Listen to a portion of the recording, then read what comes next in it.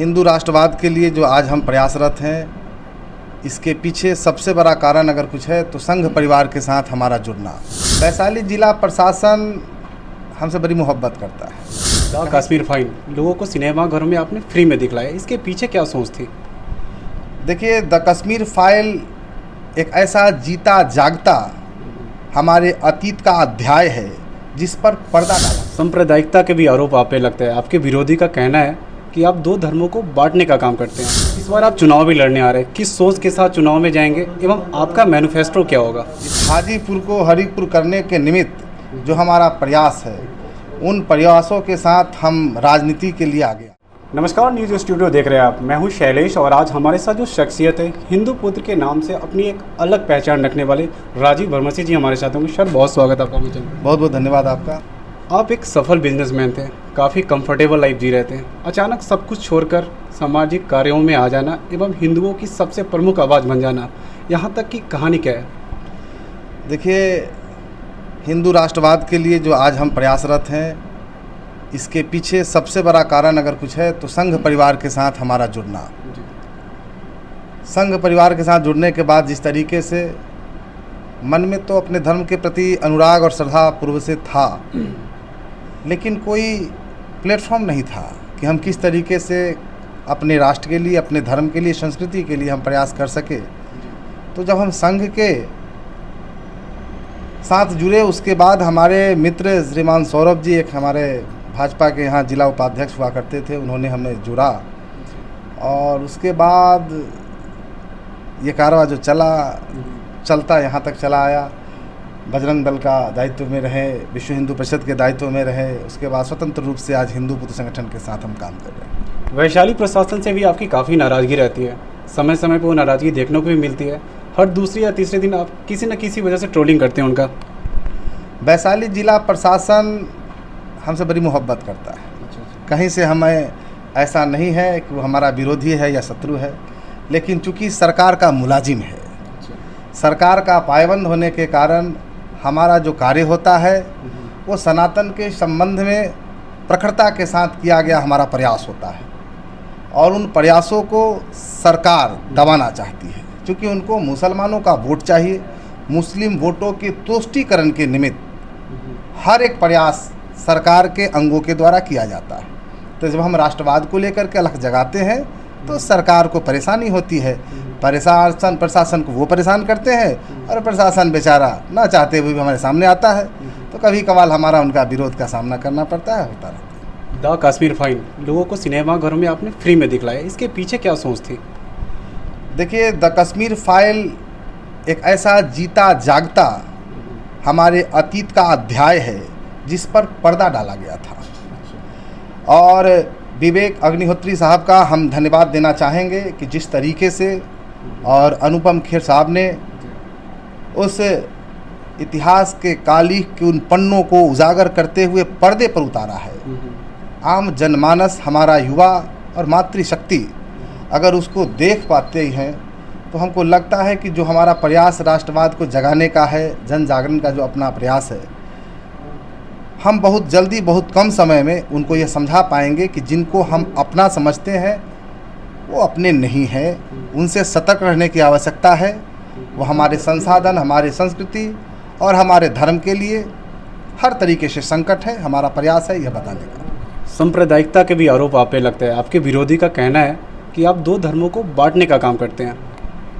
देखिए, हम अपने धर्म की मजबूती के लिए प्रयास करते हैं। अगर इससे किसी को लगता है कि उसको परेशानी हो रही है तो ये उसका अपना निजी विषय है। हमारा कहीं से कोई ऐसा प्रयास नहीं है जिसमें हम उनका विरोध करते हों। हम अपना बचाव करते हैं, अपनी मजबूती की बात करते हैं, ये मेरा विषय है। इस बार आप चुनाव भी लड़ने आ रहे हैं, किस सोच के साथ चुनाव में जाएंगे एवं आपका मैनिफेस्टो क्या होगा? देखिए, जो चुनाव हम लड़ने आए हैं उसके पीछे भी हमारा धर्म है। इस हाजीपुर को हरिपुर करने के निमित्त जो हमारा प्रयास है, उन प्रयासों के साथ हम राजनीति के लिए आगे आए हैं। भगवान श्री नारायण का प्राकट्य भूमि है, जिसको आप भागवत पुराण में भी वर्णन है इस कथा का, जहाँ पर नारायण उपस्थित होकर के और एक गज को ग्राह से मुक्त कराते हैं। वो स्थली गजेंद्र मोक्ष धाम के नाम से है, वो हरिपुर के अंदर है। लेकिन दुर्भाग्य का विषय है कि उसको आज तक जो सम्मान मिलना चाहिए था, जो ख्याति मिलनी चाहिए थी, किसी ने भी उसका अब तक कोई प्रयास नहीं किया है। दूसरा विषय जो सबसे बड़ा विषय है, इस हरिपुर के अंदर आज तक आज़ादी के बाद इसकी सौंदर्य के लिए, इसकी सुरक्षा के लिए और सबसे ज़्यादा आवश्यक है कि यहाँ के गरीबों के लिए, ठेला वाला, रेडी वाला, फेरी वाले के लिए बाज़ार की उपलब्धता नहीं कराई गई है, जिसका कारण है कि सड़क का यातायात प्रभावित होता है। अस्पताल जाने और आने के क्रम में कई मरीजों का जान तक चला गया है, क्योंकि ठेला लगाए रहते हैं वो सड़क पर, उनको बाज़ार उपलब्ध नहीं कराया गया है। तो सब जगह अराजकता का यहाँ पर आप देख पा रहे होंगे मंडी सजा है। हमको लगता है इस हरिपुर को, हम हरिपुर बार बार कह रहे होंगे, उसके पीछे भी जो विषय हम सोचेंगे आपके बीच रख दें, क्योंकि लोगों को जानना चाहिए। बंगाल का सूबेदार जो यहाँ पर हाजी इलियास आया था, सैकड़ों इस हरिहर क्षेत्र के अंदर पड़ने वाले मंदिरों को उसने तोड़ा और तुड़वाया था। उसके नाम पर इसका हाजीपुर किया गया शहर का नामांकन है। हम इसको बदलाव के लिए हरिपुर बोला करते हैं। शायद आपको लगता होगा ये हाजीपुर को हरिपुर हरिपुर क्यों कह रहे हैं। तो इस हरिपुर को शुद्ध करने के लिए सांस्कृतिक उत्थान के साथ सामाजिक विकास के लिए हम प्रयास करें, हम इसके लिए आगे आए। अंततः हमारे चैनल के माध्यम से अपने क्षेत्र के युवाओं के लिए कोई संदेश या कोई अपील करना चाहेंगे आप? हम युवाओं को सबसे पहले ये कहना चाहेंगे कि आप अपनी तरक्की के लिए हर वक्त सोचिए, लेकिन हमेशा ये ध्यान में रखिए कि यह सनातन वैदिक जो हिंदू धर्म है, हम संस्कार के साथ ही आगे बढ़े हैं। पूरी दुनिया में जो हमको सम्मान दिया जाता है वो केवल धन के लिए नहीं दिया जाता, हमें सम्मान दिया जाता है हमारे संस्कारों के लिए, हमारे जो जीवन का जो व्यक्तित्व जो उनका मूल्य है उस मूल्य के लिए। तो आपको अपने संस्कृति के साथ, अपने धर्म के साथ हर एक प्रयास करना है जिसमें आपका भी उत्थान हो और समाज और धर्म का भी उत्थान हो। अच्छा, एक सवाल, रामनवमी को लेकर क्या तैयारी चल रही है? सुनने में आ रहा है इस बार 5000 तलवार बांटने वाले हैं आप। रामनवमी को लेकर के इस बार बृहद आयोजन की तैयारी है और आप देख पा रहे होंगे कुछ देर तक आपको विलम्ब भी हमने कराया, इसके लिए भी हम क्षमा चाहते हैं। काफ़ी मजबूत तरीके से इस बार रामनवमी यात्रा की यहाँ पर तैयारी चल रही है और हमारे जो हिंदू पुत्र संगठन के पदाधिकारी और कार्यकर्ता हैं उन सभी लोगों में गजब का उत्साह है। वो सभी लोग इस बार श्री रामनवमी शोभा यात्रा को भव्य और दिव्य बनाने के लिए दृढ़ संकल्पित हैं। 2 वर्ष कोरोना महामारी के संक्रमण को देखते हुए इस आयोजन को रोकना पड़ा, लेकिन इस बार भगवान श्री राम के अयोध्या जी के अंदर भव्य मंदिर निर्माण की जो शोभा यात्रा झांकी हम लोग नहीं निकाल पाए थे, हम उसको याद करते हुए और साथ में जो हमारा आयोजन भगवान श्री राम के प्रति जो शोभा यात्रा का है 2 वर्ष जो नहीं निकला है, तो इस वर्ष तनी धूमधाम से निकलने वाला है और सभी लोग काफ़ी उत्साहित हैं।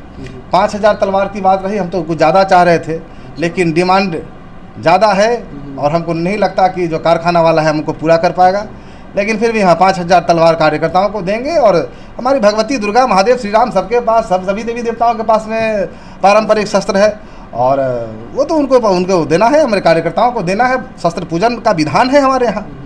तो जिनके यहाँ कुछ ऐसा नहीं है वो शस्त्र प्रदर्शन करते हैं, सड़क पर उतरते हैं और हल्ला हंगामा करते हैं।